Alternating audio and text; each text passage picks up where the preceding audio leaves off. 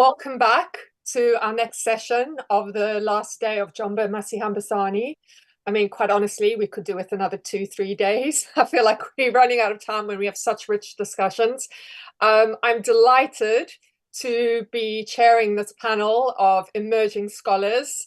I'm a big fan of new kind of work coming through, much like our kind of previous panel, and I think that there's been a thing over the last few days about seeing this kind of development of the drum going forwards and forwards and forwards.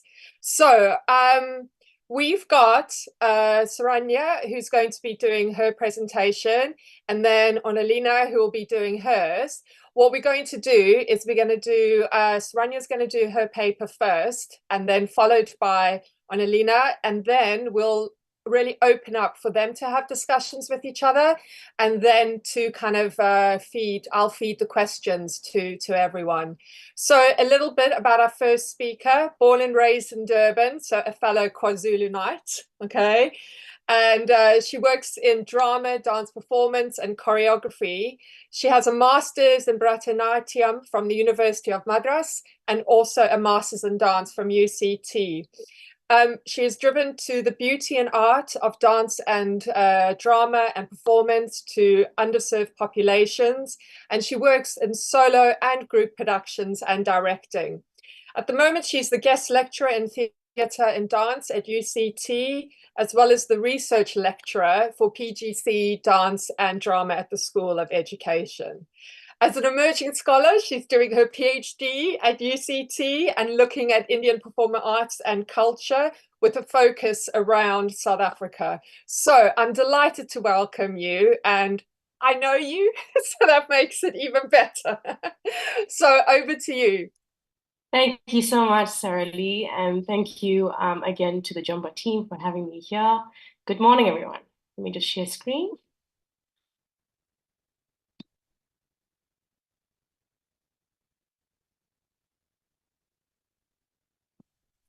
Right. So I have been told that I would be attracted to rhythm while still in my mother's womb. My parents would attend Bharatanatyam dance performances up until my mother was around 9 months pregnant, and I would kick around in her tummy as if to the beat of the dancer's drum. The beginnings of the relationship with drumming may sound cliched, but it is true. My journey with rhythm has been all pervasive and also spiritually and culturally enriching. This morning, I will tap into the past, present, and future of Bharatanatyam, a classical South Indian dance form in the space of South Africa, through the use of the sholakattu, or bunch of syllables comprising 3 rhythmic beats, tai tai tam. So tai tai tam, tai tai tam, tai tai tam. A play on this is the title of my paper, Tai Tai Drum. I have chosen 3 beats given the deep significance of the number 3 in Hinduism. The concept of Trimurti involves a trinity of divine forces: Lord Brahma, the creator, Lord Shiva, the destroyer, and Lord Vishnu, the preserver. The Trimurti symbolizes the cyclical nature of existence, within the number 3 representing the interconnectedness of creation, preservation, and transformation. I see Bharatanatyam's similar cyclical existence in South Africa, from traditional performances to becoming inconspicuous on stage, and then resurging in a contemporary mode. Rhythm is deeply rooted in human bodies, and thus in consciousness itself. This may go some way to understanding why drums figure prominently among the creation stories of peoples around the world. Drums are divine gifts, and the object itself possesses power, as does the sound produced from it. The drum and the beat are intimately intertwined, and as the drum beat reaches the human body, the body begins to move, dancing, grooving, tapping, or praising. Of the thousands of iconic images from South Asia, one of the best known is that of Nataraja, the form of Shiva as the Lord of Dance. The dancing god is portrayed mid-dance, one leg down, trouncing the demon of the ignorance, the other slightly crossed over and suspended mid-air. his forearms displaying gestures, mudras of blessing, so blessing or any other hand gesture as you may can see there. One hand holds a small hourglass, the Damaru, that Cassandra cycles of death and rebirth. And for devotees of Shiva, this drum makes the sound from which all things come, setting the stage for the rhythmic dance that maintains our existence in a tensed balance. Sounds of creation in one hand and fires of destruction in another, the dance of bliss. A dance creative and destructive, erotic and spiritual all at once. Culturally, the drum has been the beat that keeps the resonance of one's culture alive. The Mridangam, reputedly the king of drums in India, an indispensable accompaniment for Bharatanatyam, has its counterpart in Africa's most widely known drum, the djembe. The Mridangam's presence in Bharatanatyam reflects the cultural heritage and aesthetic values of the art form, connecting contemporary performances to century-old traditions by providing the beat and tempo to resonate with the physical form. I will now share a short clip to demonstrate the language between dancer and drum. Wesley?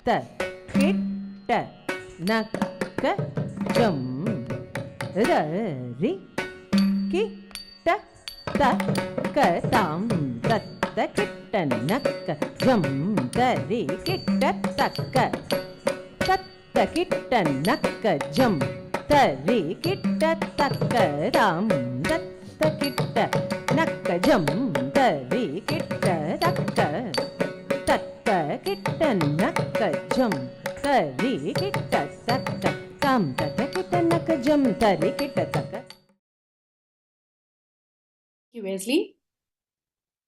For many years, Bharatanatyam was the cultural umbilical cord that kept families in South Africa attached to the motherland, India, and when there was no free political, social, and economic interaction between the two nations. But with the coming of the Rainbow Nation, there has been a push for multiculturalism. While the djembe still beats strongly, the sound of the mridangam has been somewhat subdued in South Africa, where Bharatanatyam, which once flourished, but only with the Indian community, is now less prominent on public stages. Instead, we find that contemporary Indian dance is being used as a contributing tool in a decolonizing agenda. In the case of Bharatanatyam, this would entail still holding on to the traditional precepts in a present space, such as the act of telling stories relating to current themes such as GBV and HIV/AIDS, to the use of what we know as nritya, and natya. I'm just going to reshare.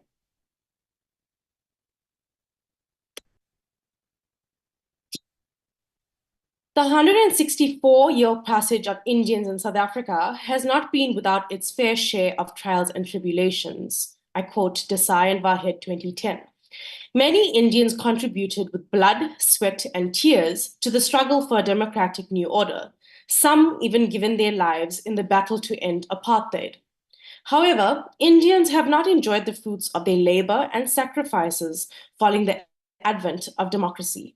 According to Professor Brij Maharaj, he has declared that while those in the business and professional sectors have thrived in the post-apartheid era, working-class Indians increasingly feel delusioned, marginalized, and excluded from the Rainbow Nation. Some sections of the vibrant Indian group finds itself facing an unsure future as its position on the landscape of South African national belonging gets eroded. I quote Radhakrishnan in 2005. She maintains that South African Indians gained citizenship by loss to certain material privileges that reinforced the position of Indians as a buffer group between Africans and whites under apartheid. Caught between the historical power of a white minority and the contemporary power of the African majority, South African Indians face the political task of gaining recognition from the newly formed multicultural state as a key minority group. Close quotes. Perhaps what Radhakrishnan is hinting at with use of the word recognition is that despite the evolution of institutionalized racism, South African Indians would appear to be a dispensable entity in the eyes of the present government. South African Indians do not seem to be one of the colors that define the proclaimed Rainbow Nation, a term first coined by Archbishop Desmond Tutu to describe post-apartheid multicultural and non-racial South Africa in 1994. However, the rainbow never appeared when South Africa became a democracy. Inequality and racial differences remain on the social fabric even 30 years after democracy. Tutu's dream has yet to become reality. Bit by bit, South African Indians are being airbrushed from the landscape of South African politics, business opportunities, and cultural agendas. For many Bharatanatyam dancers in South Africa, the form and its practice help them face a dispersion from the motherland, even when they are unable to return. Bharatanatyam becoming a flourishing dance form for many middle and working class Indians in the South African diaspora.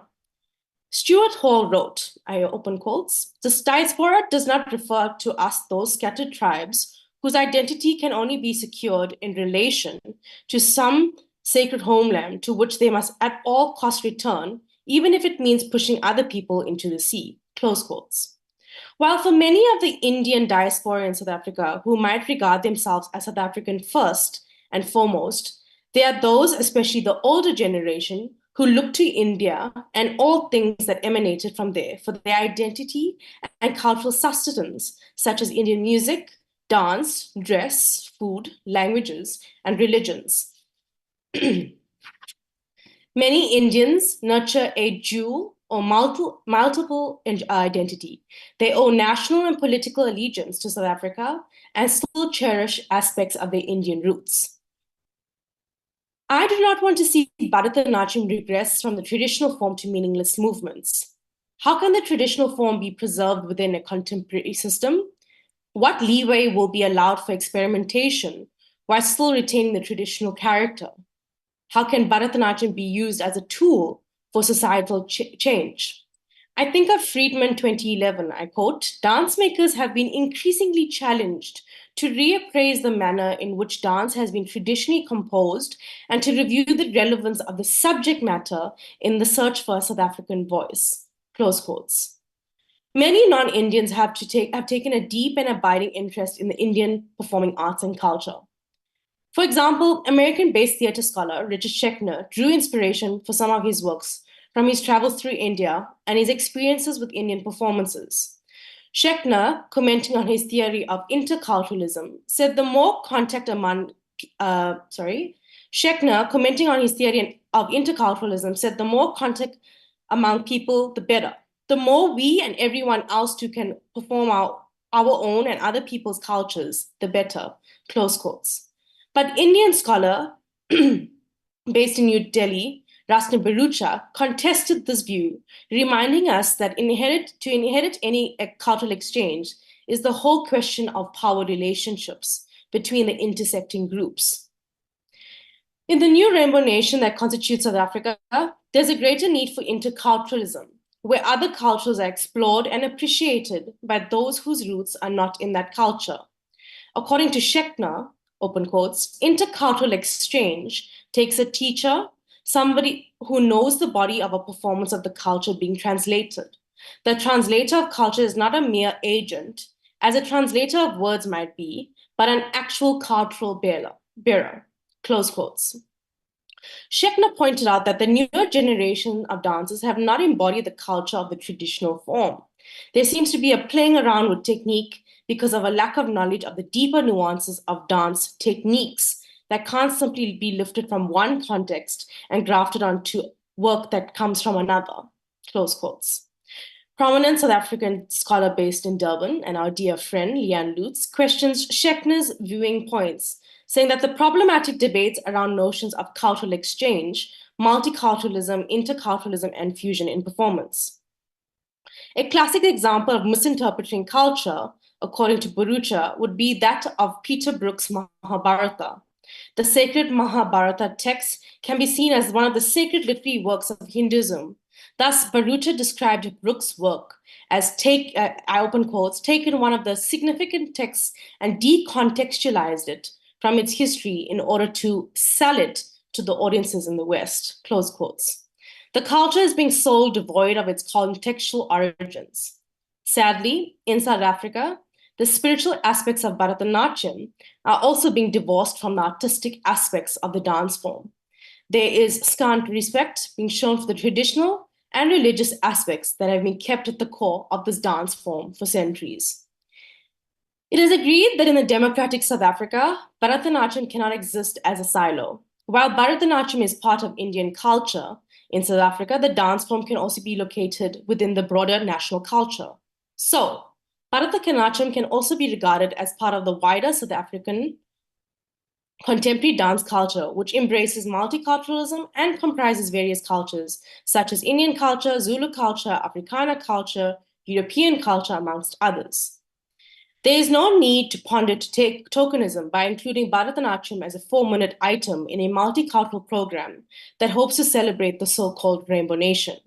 Why can't there be a 90-minute work of pure Bharatanatyam by and for all races at spaces such as the National State Theatre in Pretoria or even the National Arts Festival?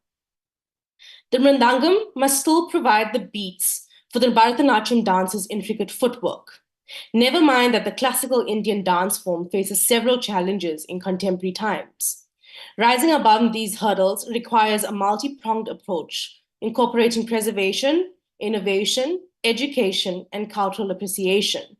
Encouraging collaborations between traditionalists and contemporary artists may perhaps help in ensuring that the Mridangam is not silenced for dance spaces in South Africa. Thank you.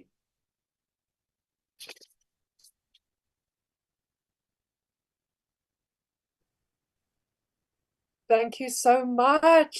Thank you so much. I was taking so many notes, and I'd love to also talk to you a little bit more about Homi Bhabha with the third space, which I think really opens up for us as South Africans in terms of post-colonial kind of work. Although post-colonial, I think we're more post-apartheid, like, you know, I think we were a bit different. So on to our next presenter. Are they in the room? Yes, yes, Annelina. You're up next. And what's really great, because I'm just going to say, when it comes to kind of papers, you've got looking at a kind of classical Indian tradition, you know, around the contemporary. And then I'm looking forward to yours, because I know we've got TikTok involved. So I'm going to say a little bit about you and then hand over to you. So you're a writer, researcher, and digital marketing creative based in Joburg, social entrepreneur at heart. I always battle with that word as a dyslexic, too many vowels in. But what I love is that you pride yourself in ensuring that effective communication exists at the center of your work. And I think about that in terms of us as artists making work, that we need to think about how we are communicating with our audience. You graduated with a Bachelor of Arts from the University of Witwatersrand. And again, someone who I can feel like an echo with around your use and your belief about the power of storytelling as a tool for social change. And then again, what I like is how you are concentrating on creative and cultural products being accessible to communities. So very much a kind of good storytelling, but storytelling with a purpose. Yeah. Which I think is interesting when we think about TikTok. So really looking forward to this paper. And yeah, over to you. Thank you so much, Sarahleigh, for that introduction. Let me just share my screen.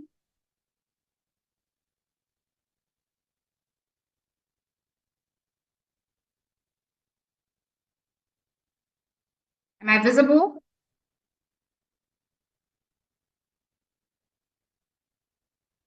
You're visible, absolutely perfect with the slides. Thank you so much. What a privilege and honor it is for me to be able to share in the festivities of Jomba MASIHAMBISANE Dialogues. My paper is titled Social Media as a Catalyst or Destroyer of Dance Practice in South Africa. I'd like to start the conversation by framing my perception of the drum in context of this paper. I'd like to propose that we think about the drum in a metaphorical context as a sort of noisemaker or amplifier of South African dance and as a way to reach audiences. The drum can be thought of as a powerful tool for communication, development, transformation, and entertainment. It is the social responsibility of choreographers as keepers of indigenous knowledge dance systems to ensure that the school is accessible to as many communities as possible. This paper highlights the need for constant engagement between institutions of dance as centers of indigenous dance knowledge and audiences. It argues that dance institutions underutilize the benefits they can get from social media platforms. In South Africa, art can be classified as formal and informal. In her study, from clicking, yes, I'm attending, to actually attending, audience development for independent theatre organizations in Johannesburg, the place of Facebook, Boitumelo Matsuatsuwe states that the formal arts are often described as commercial art, which means that there is a component in their organization that requires them to make a profit. And an informal art can be described as a more community-based activity in that the focus is more on entertaining, educating, and informing the community. In this paper, I classify dance as a formal art. This refers to dance organizations who deliver contemporary urban dance genres that are mostly performed in urban theaters and creative spaces in central Joburg. It makes me so excited to be a creative based in Joburg and to acknowledge that Joburg is a world-class city and that South Africa is on the brink of unlocking all of its potential. Peter Blastos Tibeko, in conversation with Mr. Vuyisile Mshudulu, interrogates whether Johannesburg is one of the only art cities in Africa. An art city is a settlement that is dedicated to and recognized as a central feature to its cultural identity. Johannesburg enjoys a wide range of cultural events and festivals, inclusive of various genres of performing arts, visual arts, and many more. A study commissioned by the World Cities Cultural Forum examines art vibrancy in African cities and ranks Johannesburg as first on the continent ahead of all major African cities, which begs the question, where would we be ranked on the international stage? On the backbone of South African dance festivals such as Dance Explosion, My Body, My Space, Infecting the City, Jomba, Hey Heel Bro, amongst others, we can begin to position South African urban and contemporary dance as a cultural product that contributes to the vibrancy of Johannesburg as a world-class art city. We can do this by ensuring that our dance practices reach far and wide with the assistance of platforms such as TikTok, Facebook, and Instagram. It is important to note that social media has both pros and cons, and I'm going to start by addressing the cons. But first, I'd like to make a disclaimer. I'm not going to theorize social media and its impact on dance, but rather I'll use my practical experience as a provocation.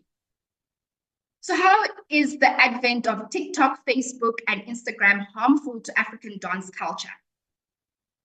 Social media platforms are primarily a game of perception.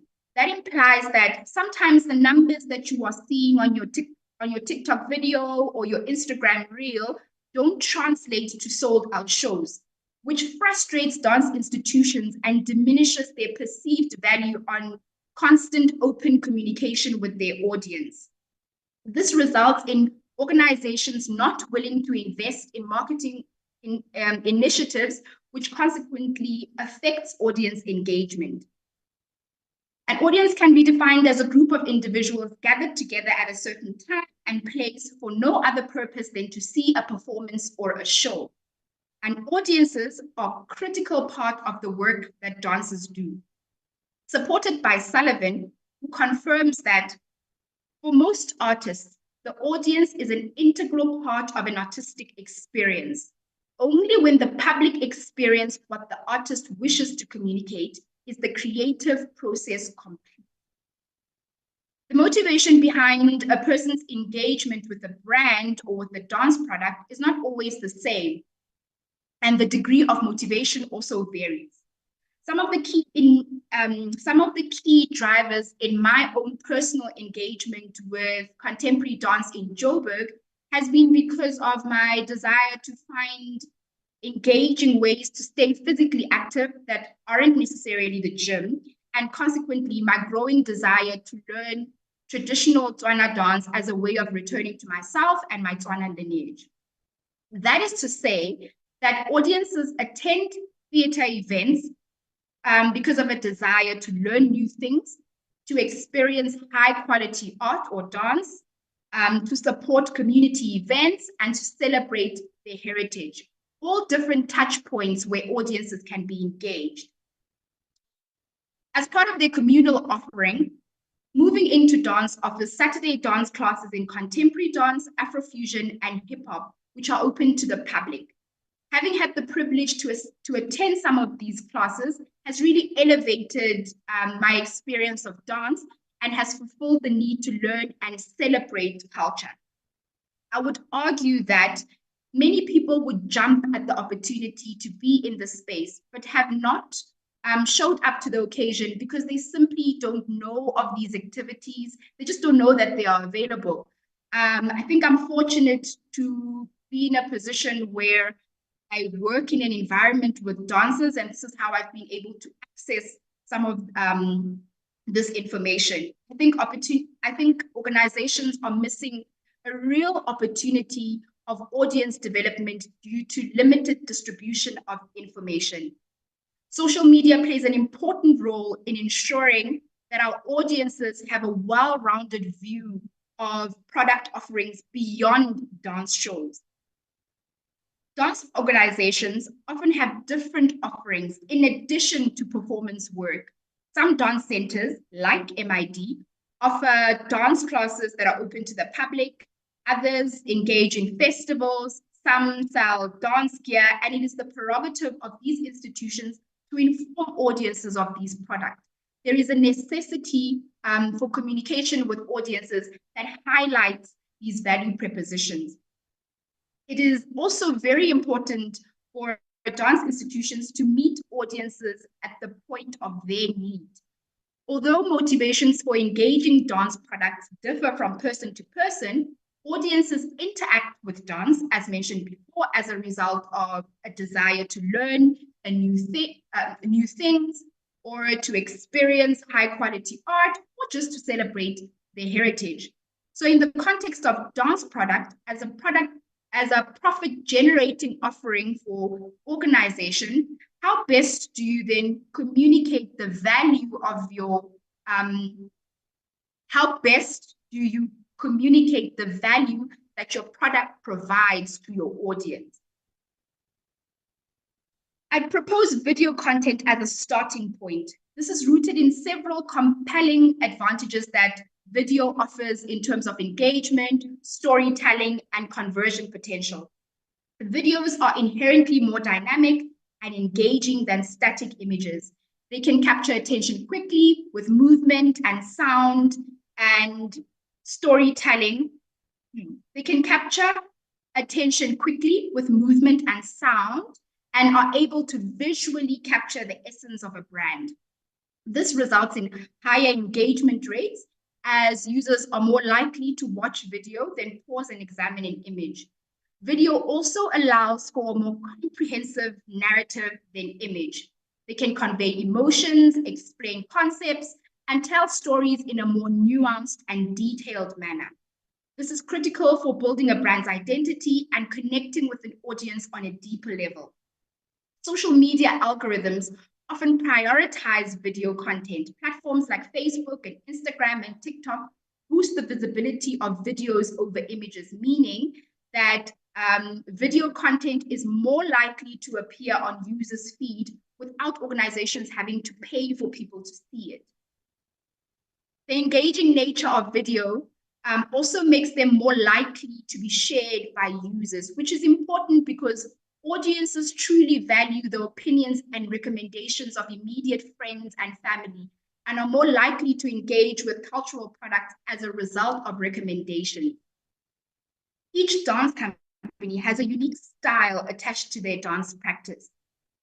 Video content can convey authenticity and transparency, crucial for building trust with audiences. So video content is really that thing that will allow us to reach and engage with more audience members and truly capture the essence of South African urban and contemporary dance, and also shift the needle towards making dance a key contributing factor in highlighting art vibrancy on the continent. But how does this eliminate the discomfort that comes from getting an overwhelming amount of views and likes that aren't necessarily converting into purchased dance products?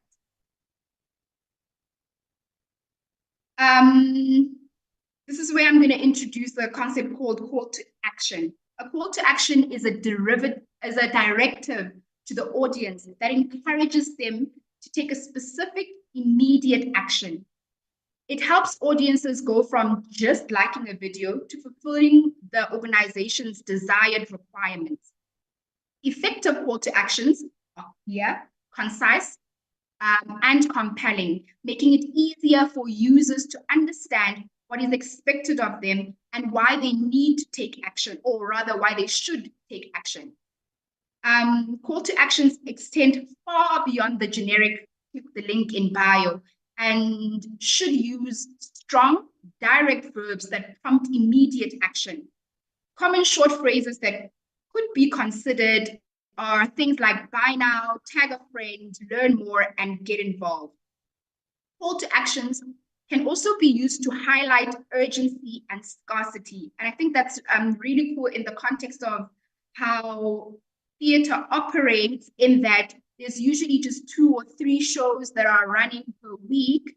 And this really, it really draws attention to the fact that it's a now thing. We really need to pay attention to this. So some of the call to action phrases that can be used in that context are limited time offer, 2 days only a few spots left, even if there aren't necessarily a few spots left.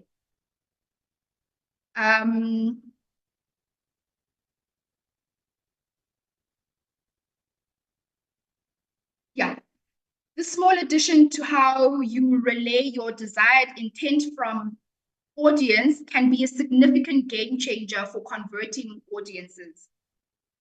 In conclusion, in as much as we can collectively agree on the importance of visibility of dance organizations online, it's often a daunting task for dancers to dedicate time and energy into building online presence, mostly because dancers are more invested and committed to the creation process and would prefer not to be involved in the intricacies of social media marketing, rightfully so.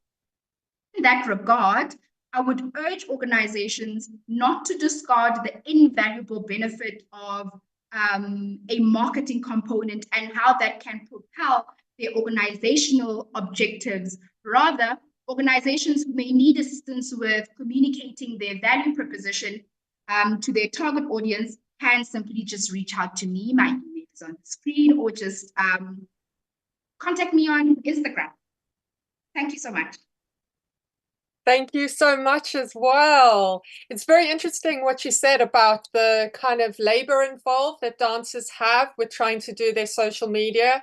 It's another job in itself. I'm thinking about organizations, as part of the marketing, and it's a lot for when you're trying to get your career going, and in a way now social media, there's too much information as such, so it's even harder as a younger artist or any age who's trying to get their work out, because like the bigger kind of institutions know how to play the algorithms as such.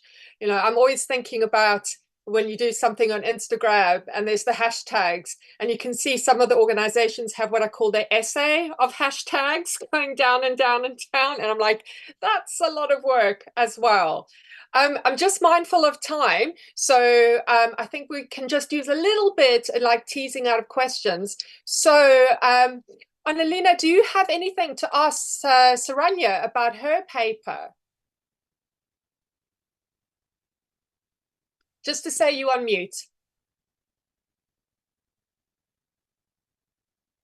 I think I would ask, how would you suggest that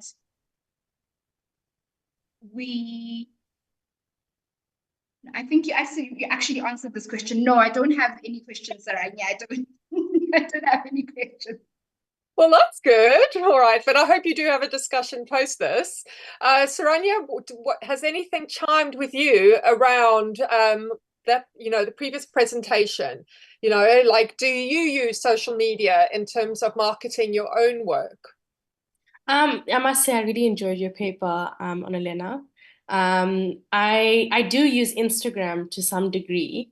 But yeah, like you said, TikTok's the next big thing. And we're quite surrounded by a lot of TikToker influencers in the department. And I'm always saying that we need to we need to push more for a South African brand. Yeah, there's been more, our South African influencers, they're always following the trends from the other side of the world. But as the dance students who are our influencers, I keep saying, you should be creating dance challenges that are from South Africa itself. Rather than just marketing yourself, market our country and what we have to offer. So that's just one thing I was thinking of. And the other one was how TikTok is also becoming something big in South Africa with regards to as an educational tool. I know that's another big aspect of it, and perhaps also through dance we can use it as maybe like an arts integration tool or something. But the marketing side of it that you've covered it so extensively, so I must congratulate you on that. Do you know what I was thinking with TikTok? Is a rhythm, yeah, and then also if we're thinking about like the notion of the drum. And then also we think about the use of the drum in Bharatanatyam, so, there's some kind of like, again, some resonance across and how these are like still kind of driving our kind of places. But like, I think for me, marketing as well is around, again, it's around communication in a way, especially with, I don't know if you've noticed this, Annalena, like with the popular dance styles and how they've kind of gone across, like something that started in South Africa. And I keep going on about Amapiano because it's absolutely huge here in the UK, and it's been, a way in for a lot of young people on this side of the world to connect, with, they might be 3-4 generations, but to connect with, what's happening back home. I'm just seeing Yvette's written a really, really good comment, and she was thinking about how to develop different audiences. What would the South African brand look like? And she brought up the thing around Jerusalem. Can you remember how it went round and round the world? Do you have any comments about that? Because I had to say here, teaching at the UK, I had to remind my students. I went, it didn't start here in the global north, to try and get them to understand where it started back home. Any comments about how that moves? Oh, Annalena, I can see you're up for that. I think it's also that was such a thing to happen, and it also just speaks back to like the power of social media, TikTok, to propel South African culture internationally, and really to start positioning Africans at the center of their own storytelling. And yeah. Yeah. I can remember on another popular culture, who was it? Rihanna at I think it was the MTV Music Awards. This is like maybe 10 years ago, and she was using the Gwara Gwara step, you know? Yeah, can we remember that? But then people were saying that it was something around another particular culture. So it's those kind of remnants, those kind of, you know, maybe faint drum rhythms that are coming through, and not faint because they're made quiet, but like a little bit more complex. And if we think about that in Bharatanatyam, what would you say? In terms of, well, I've seen some trends on TikTok, I must say, very little ones. And also, you know, you see some of these South Asian trends on TikTok, but they don't really flourish in South Africa.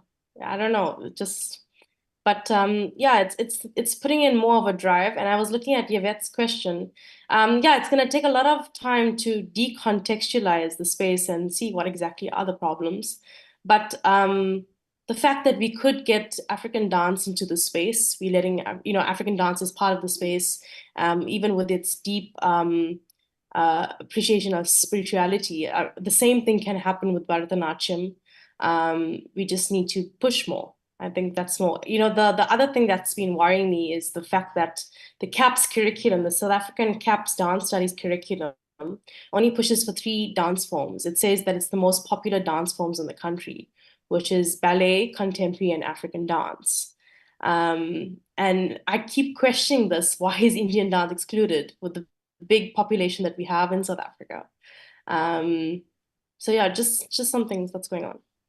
Yeah. But it's when you were both talking, I was like thinking about the multiplicity of drums, different types of drums, connection of drums, and so on, you know. So I'm just looking at the time. We've got 2 minutes left. But Annalena, I can see you were putting your hand, wanted to say something like when Saranya was talking. I just wanted to say that when you started presenting your paper, this is the first time it actually stood out to me that really the Indian community really is marginalized, and I don't get to encounter them a lot in like commercial spaces. So I guess my question would be, how would you propose that we activate? I don't know who we're activating. Are we activating Indian communities? Are we activating commercial spaces? But how do we think around some sort of activation that is going to enable us to integrate Indian culture into more generalized society? Sure, I'm going to say, looking at the time, this is a huge question. All right. I love how you open the box near the end and just let all the stuff out. And I think that's a challenge to Saranya, for especially now that you're studying. Maybe it's something you could consider around how to address that, especially around young people connecting with culture, you know. So I'm really sorry to have to like bring it to a close, but to know, like, you know, that whole thing of taking it further. So I would like to thank you both for your, as emerging scholars, opening up these really good ideas, and to thank the audience for Jomba MASIHAMBISANE for listening and watching this is it nearly afternoon now? It is afternoon now. And we hope you join us for our next session with the fabulous Vincent Mansui. Okay, so thank you very much. Thank you so much.